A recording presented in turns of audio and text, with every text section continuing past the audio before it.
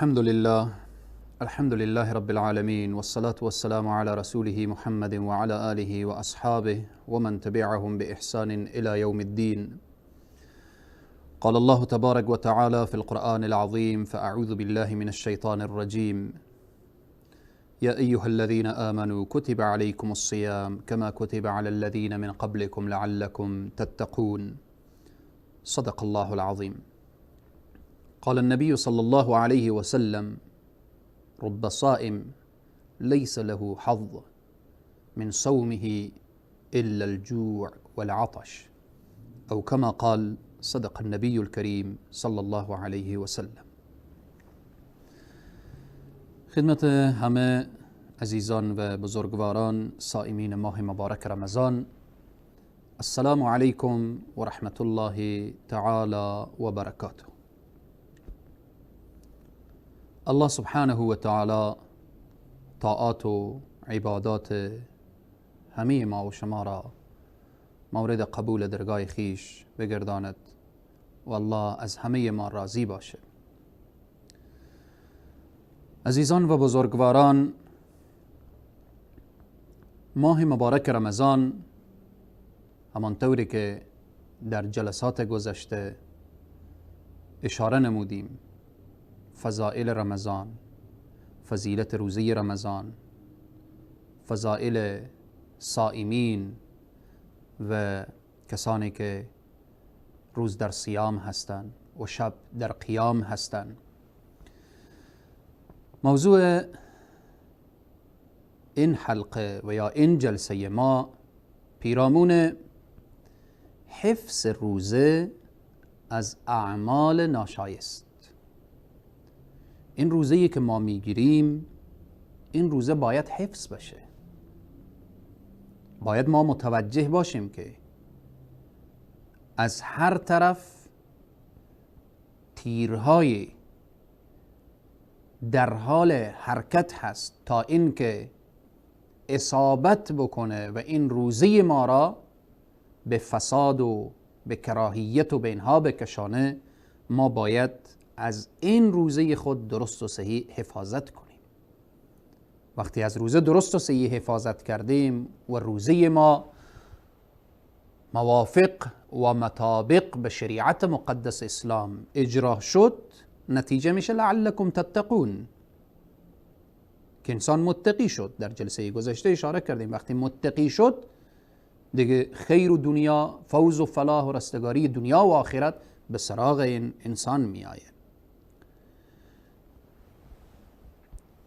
اما وقتی فضائل روزه را دانستیم، برکات روزه را دانستیم، باید متوجه باشیم که ما این اعمالی که با چی زحمتی به دست میاریم، روزه چقدر گرسنگی میکشیم، چقدر تشنگی را تحمل میکنیم، خواهشات نفسانی که از رای مشروع حتی پیش ما هست خودداری کردیم. ما شب زنده‌داری داریم، شب زنده‌داری کردیم، تهجد خواندیم، تراویح خواندیم. همه اینها باید متوجه باشیم که این اعمال ما اگر خدای نخواسته میل پیدا کرد به طرف ریا، میل پیدا کرد به طرف عجب، میل پیدا کرد به طرف سمعه، اینجا عواقب خطرناک می شود. اگر در عبادات ما ریا بود، یعنی نشان دادن به دیگران، اگر عجب بود، به نظر خود آمدیم من هستم که روزه میگیرم، من هستم که شب زنده داری میکنم. وقتی من و ما در زندگی آمات، آهسته آهسته کار رو به خرابی هست. یا این که در حالت سمعه چنان عبادتی داشته باشیم تا دیگران تعریف کنن و توصیف کنن. عبادات خاصه الله سبحانه و تعالی هست. هر عبادتی که میخواهد باشه، چی نماز هست، چی روزه هست، چی زکات هست، چی صدقه هست. پس به اینه که ما باید به اعمالی که در رمضان انجام میدیم متوجه باشیم که این روزه ما حفظ بشه. رسول اکرم صلی الله علیه و سلم میفرمایند، خیلی تکان دهنده هست، رب صائم لیس له حظ من صومی. چی بسا روزدارانی هستند، در روایت دیگر میاره چی بسا قیام کنندگانی هستند که هیچ بهره از این روزه خود نمیبرند، الا الجوع والعطش، مگر گرسنگی و تشنگی. فقط چیزی که برای اینها مانده گرسنگی و تشنگی هست. در روایت دیگر که میاره چی بسا قیام کنندگانی هستند که قیام میکنن، شب زنده‌داری دارن، تهجد و تراویح و ختم و همه اینها را دارن، اما جز بیدارخوابی و خستگی برایشان چیزی نمیمانه. اینها کیا هستند؟ گفتیم کسی که در این عبادات ریا داشته باشه، عجب یا سمع داشته باشه، یا این که روزه داره، در ماه مبارک رمضان شروع کرده به غیبت. غیبت همیشه بده، زشته، اما در رمضان زشتر هست. خیلی گناه عظیمه، گناه کبیره هست. حرف زدن پشت سر یک شخص، غیبت کردن یک شخص، مسئله تهمت همیشه بده، همیشه زشته، همیشه ناروایه، در رمضان زشتر هست. وقتی گفته شده از صیام و جنه، روز سپر هست، سپر همینه که نباید غیبت در زندگی بیایه، نباید تهمت در زندگی بیایه، نباید چشم چرانی و ظلم و رشوت و ربا و قمار و ده ها گناه دیگر و اعمال زشت و ناشایست دیگر. روزه ما باید حفظ بشه. وقتی روزه حفظ شد، روزه میشه که لعلکم تتقون. اگر در روزه ما روزه گرفتیم، بعضی انسان ها روزه داره نماز نمیخوانه، این روزه نمیشه که لعلکم تتقون باشه. بعضی انسان ها روزه داره اما هنوز به گناه و معصیت هست. در اینجا یک سوال پیش می آیه. سوال این است، شاید کسی پرسان بکنه در ماه مبارک رمضان شیطان بسته هست، به زنجیر کشیده هست، شیاطین، اما چرا گناه صورت میگیره؟ گناه کو شیطان هست که انسان رو وادار به گناه میکنه. این را بدانید شما یک دشمن ندارید. بنی آدم، اولاد آدم یک دشمن نداره، انواع دشمنان هست. شیطان 11 ماه نفس چنان سرکش کرده که امروز نفس انسان رو میکشانه طرف گناه. اگر تو این نفس رو مهار نکنی، او نفس از تو را میکشانه. نفس کار شیطان رو انجام میده، خواهشات کار شیطان رو انجام میده، هوا کار شیطان رو انجام میده. پس به اینه که باید متوجه باشیم که روزه ما حفظ بشه از اعمال ناشایست. اعمال ناشایست غیبت، تهمت، بهتان، افترای، دروغ، چشم چرانی، ظلم، بیعدالتی و اعمال زشت و ناروای دیگر. پس به اینه که رسول اکرم صلی الله علیه و سلم میفرمایند رب صائم لیس له حظ من صومه الا الجوع والعطش. صائم باید خود را و روزه خود را حفظ بکنه. رسول اکرم صلی الله علیه و سلم میفرمایند اگر کسی آمد شما را دشنام داد، به شما حرف زشتی گفت، حرف ناروایی گفت، شما را سر قهر آورد، سر غضب آورد، خب شما جواب بالمثل ندهید، بگویید که اینی صائم، من روزدار هستم. و تنها روزه این نیست که ما از اکل و از شرب و از مسائل جماع خودداری بکنیم و دیگه اعضای ما روزه نداشته باشه. نه خیر، باید تمام اعضای بدن ما روزه دار باشه. وقتی تمام اعضای بدن روزه دار بود، اینجا روزه میشه که مورد پسند الله هست، مورد قبول الله هست. روزه میشه که سپر میشه، روزه میشه که لعلکم تتقون. وقتی میگیم تمام اعضا روزه داشته باشه، روزه زبان یعنی صوم لسان چیست؟ وقتی که ما حرف میزنیم در ماه مبارک رمضان، این یک مدرسه هست. این مدرسه میخوایم ما را بسازه تا بعد از رمضان ما شاگرد خوبی از این مدرسه فارغ بشیم. صوم لسان، روزه لسان اینه که غیبت نباشه. نگاه کنید وقتی حرف میزنید، اگر غیبت سکوت کنید. پیامبر اکرم صلی الله علیه و سلم میفرمایند اگر میتوانید سخن خیر بگو، من کان یؤمن بالله والیوم الاخر، کسی که ایمان به خدا و به روز آخرت داشته باشه سخن خیر میگه، سخن نیکو میگه، سخن با ارزش میگه. اگر نمیتوانه بهترینه که لیصمت، سکوت کنه. سکوت بهتر هست. پس زبان ما باید روزه داشته باشه. زبان را عادت بدهید به ذکر، به تلاوت. آنچه بگه که رضایت الله است و از آنچه که رضایت الله نیست سکوت کنه. صوم چشم، این چشم هر لحظه میبینه. این چشم باز باشه میبینه اطراف خود را، ماحول خود را.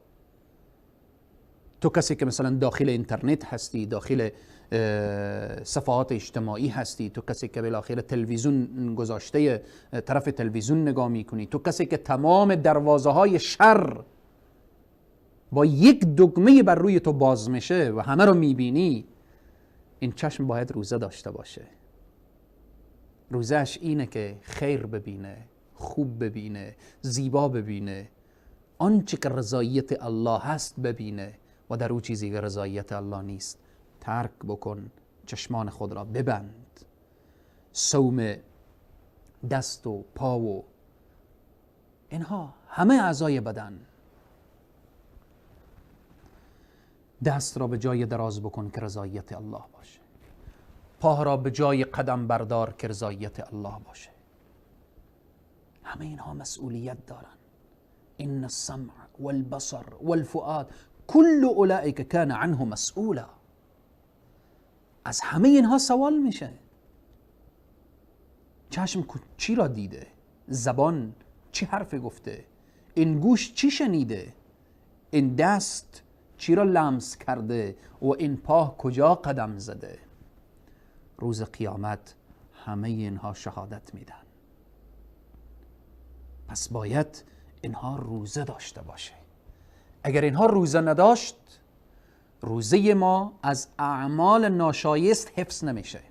زمانی حفظ میشه که ما اینها را روزدار بگردانیم. همونطوری که از اکل و از شرب خودداری کردیم، متوجه باشیم خیلی چیزا باید از خیلی دیدنی ها خودداری بشه، از خیلی شنیدنی ها خودداری بشه، از خیلی حرف زدن ها خودداری بشه، از خیلی جاهایی که قدم بزنیم باید خودداری بشه و اونجا قدم زده نشه. و همچنین عزیزان و بزرگواران، از موضوعات دیگری که مرتبط میشه به حفظ روزه از اعمال ناشایست اینه که متوجه وقت خود باشیم. ضیاع وقت، ضایع شدن وقت از چی شب نشینی باشه، چی از کارهای بیهوده دیگر. چند نفر یک جا جمع بشیم، امشب بیایم قصه بکنیم. شبهای رمضان شب قصه نیست، شب عبادت هست. شبهای رمضان شب خنده و مزاح نیست، شب عبادت هست. شبهای رمضان شبهای تفریح و عیش و نوش و استراحت نیست. تفریح زیاد کردیم، استراحت زیاد کردیم، دنبال هوا و هوس و خواهشات زیاد رفتیم. متوجه باشیم که این اعمال ناشایست روزه ما را خراب میکنه. ضیاع وقت، شب نشینی های بیجا، هم نشینی های بیجا و این مسائل. و مسئله دیگر، مسئله کسانی که معتاد هستند. ماه مبارک رمضان همانطوری که در قسمت و برنامه حکمت روزه اشاره شد، این ماه مبارک رمضان ماه صحتی و سلامتی هست. بعضی انسان ها رو میبینیم در بین جامعه روزه میگیره اما روزه خود را از اعمال ناشایست حفظ نکرده. ساعت رو نگاه میکنه، هر لحظه چند دقیقه به اذان مغرب وقت افطار مانده، عوضی که به دستش دانه خرما باشه، جرعه آب باشه، میدانی چیست؟ به دستش سیگار هست. سیگار. میخوای افطار با سیگار بکنه، با دود. این روزه به حالش فایده نمیکنه. این روزه نمیشه که لعلکم تتقون باشه. این روزه نمیشه که الصیام جنه سپر بشه. این روزه نمیشه که او را به پیشگاه الله سبحانه و تعالی قرب و منزلت بده. یا اینکه وقت سحر آخرین شیئی که بر زمین بگذاره سیگار هست. امساک با دود، افطار با دود، روزه ما حفظ نمیشه. پس لازم و ضروری هست کسانی که معتادن، خصوصا اعتیادهای خفیفی که مثل سیگار و مسائل جزئی دیگری که هست که ترکش آسان و بسیط و ساده هست، در این ماه مبارک رمضان باید ترک بشه. و مجردی که تو را سیگار هوس میکنه یا وقت افطار یا وقت سحر، جا در جا استعینوا بالصبر والصلاة، وضو ساز، دو رکعت نماز بخوان، از الله سبحانه و تعالی طلب بکن، الله تو را از اعتیاد نجات میده، هر نوع اعتیادی که میخواه باشه. پس حفظ روزه از اعمال ناشایست لازم و ضروری است. همچنین حفظ روزه از اعمال ناشایست جنگ و جدال هست. جنگ و دعوا هر وقت زشته، در هر زمان زشته، در هر مکان زشته، خصوصا در ماه مبارک رمضان. باید روزه ما حفظ بشه، جنگ صورت نگیره، دعوا صورت نگیره، حرفای زشت و رکیک رد و بدل نشه. به اینه که روزه ما روزه درست و صحیح میشه. الله سبحانه و تعالی بر همه ما توفیق بده تا اینکه این دو شرطی که رسول الله فرمودن من صام رمضان، کسی که روزه بگیره ایمانا و احتسابا، از روی ایمان و اخلاص باشه. اخلاص چیه؟ اخلاص همینه که آنچه که لازم و ضروریه در روزه انجام بده و آنچه که لازم و ضروریه ترک بشه ترک بکن. من صام رمضان ایمانا و احتسابا غفر له ما تقدم من ذنبه، الله تمام گناهانش را میبخشه و میامرزه. الله سبحانه و تعالی همه ما را از تمام اعمال زشت و ناروا در رمضان و در غیر رمضان حفظ بفرمایه. اعمال زشت و ناروار از زندگی ما، از خانواده ما دور بسازه.